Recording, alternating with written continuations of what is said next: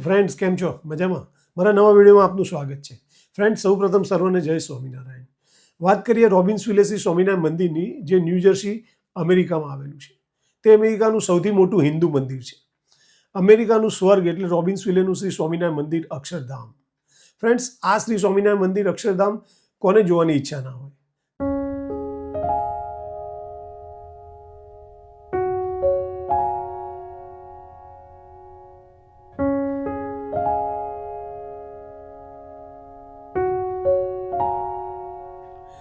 આ અક્ષરધામ લગભગ 185 એકરમાં બનાવવામાં આવ્યું છે. મંદિર પરિસરમાં એન્ટર થતાં જ તમને ભારતનું આમ સ્મરણ થવા લાગે.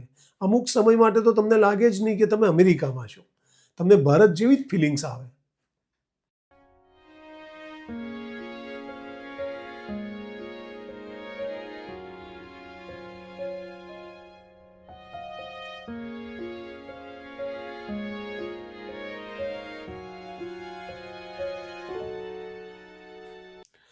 આટલું વિશાળ મંદિર હોય તો પાર્કિંગ વ્યવસ્થા તો હોય જ. શરૂઆતમાં જ ભવ્ય નીલકંઠવણીની મૂર્તિ મૂકવામાં આવી છે અને તે અદ્ભુત દર્શન આપે છે. ફ્રેન્ડ્સ, મારા ઘરમાં પણ આવી જ નીલકંઠવણીની મૂર્તિ મૂકવામાં આવેલી છે.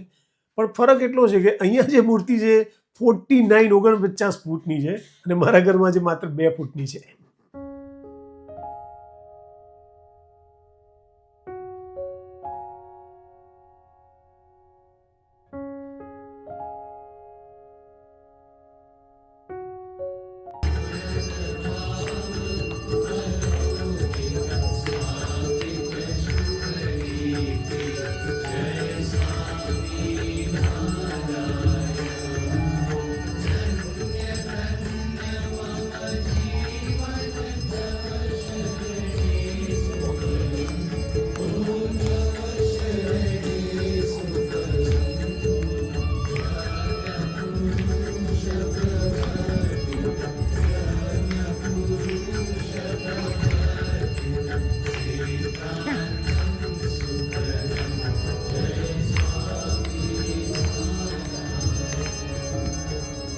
નજીકથી જઈને મૂર્તિના દર્શન કરતાં આમ ડોક વળી જાય.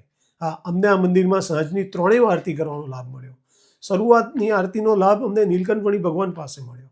સ્વામિનારાયણ ભગવાનના સાનિધ્યમાં ખુલ્લી જગ્યામાં આરતી કરવાનો આનંદ બહુ અદ્ભુત રહ્યો.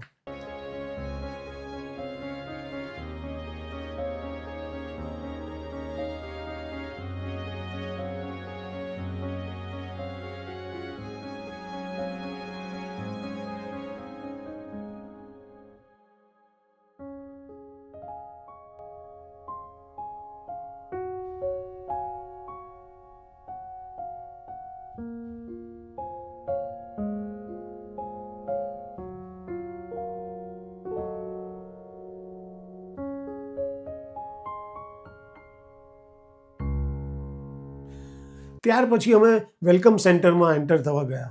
પણ ત્યાં જતાં પહેલાં એક બ્રહ્મકુંડ નદી બનાવવામાં આવી છે. તેમાં ભારતથી બધી નદીઓના પાણી લાવવામાં આવ્યા છે અને એક સંગમ ઘાટ બનાવવામાં આવ્યું છે. નદીની વચ્ચે અલગ અલગ ફાઉન્ટેન મૂકવામાં આવ્યા છે. તે નદીની સુંદરતામાં ખૂબ વધારો કરે છે.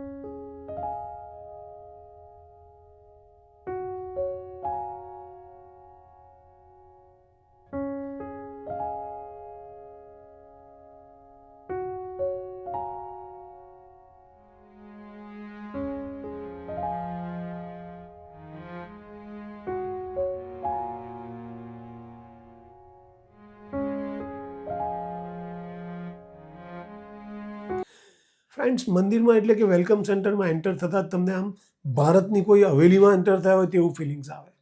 અંદર સુંદર પેઇન્ટિંગ્સ લગાવવામાં આવ્યા છે, અદ્ભુત કોતરણી કામ કરવામાં આવ્યું છે, એનું ઇન્ટિરિયર ખૂબ જ સરસ ડિઝાઇન કરેલ છે.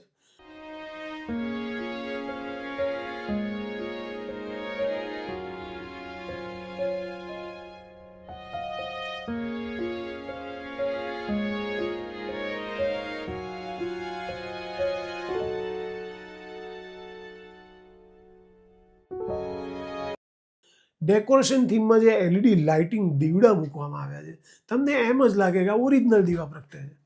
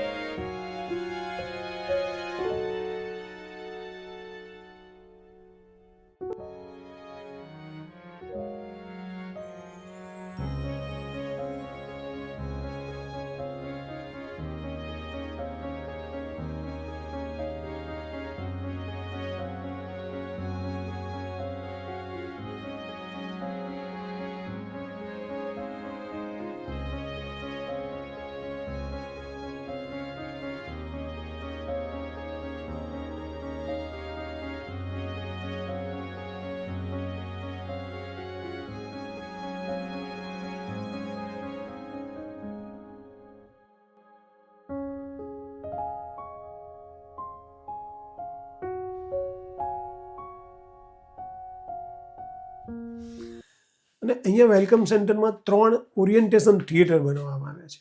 ત્યાં દિવસ દરમિયાન અમે 15 મિનિટનું એક વિડીયો મૂવી જોયું, તેમાં સ્વામિનારાયણ ભગવાન વિશે વર્ણન કરવામાં આવ્યું છે.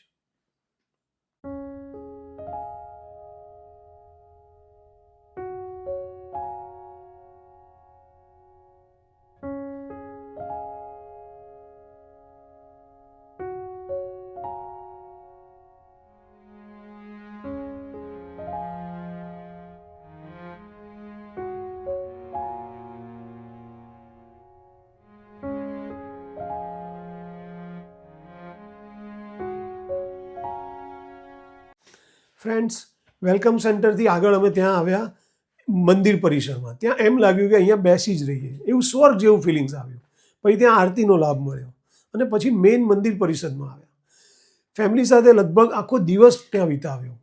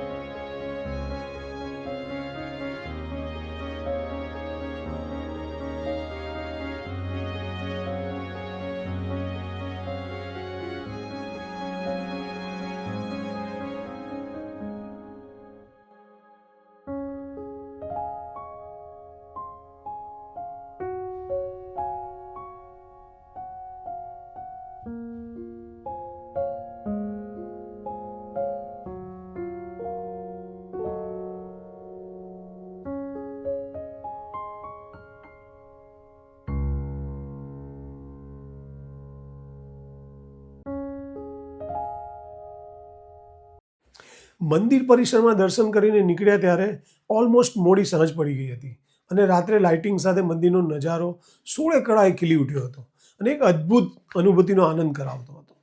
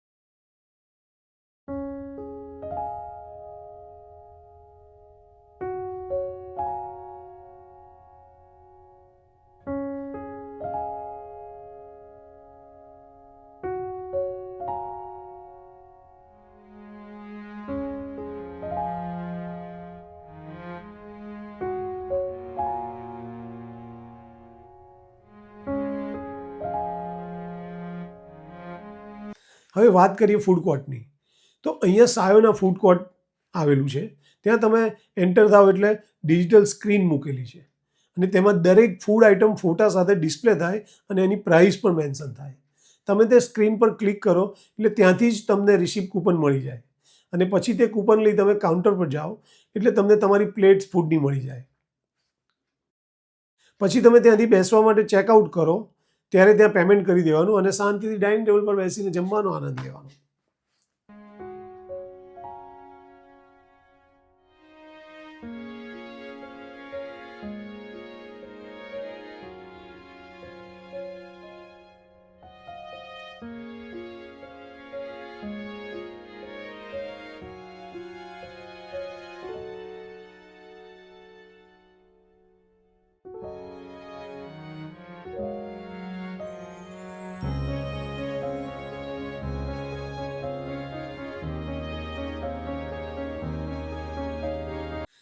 તો આ રીતે રોબિન્સવિલે મંદિરમાં ફરવાની ખૂબ જ મજા પડી ફ્રેન્ડ્સ.